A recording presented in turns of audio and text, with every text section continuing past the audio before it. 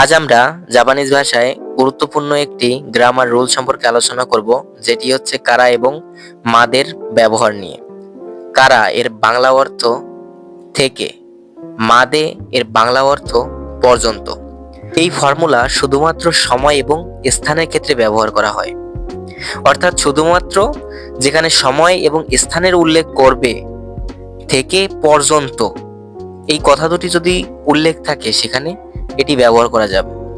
উদাহরণ যদি আমরা বলি, আমি 9টা থেকে 11টা পর্যন্ত জাপানিজ ভাষা পড়ব, তাহলে ওয়াতাশি ওয়া, আমি, কিউ জি, জি মানে হচ্ছে টা, ঠিক আছে, তাহলে কিউ মানে 9, তাহলে কিউ জি 9টা, কারা এখানে আছে দেখুন কারা অর্থাৎ থেকে, জু ইচি জি 11টা, মাদে এর অর্থ পর্যন্ত, নিহনগো বেনকিউ শিমাস অর্থাৎ জাপানিজ ভাষা পড়ব।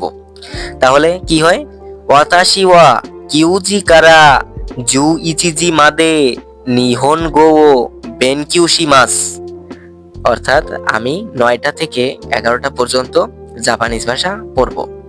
আশা করি আপনি এই নিয়মটি খুব সহজে বুঝতে পারছেন।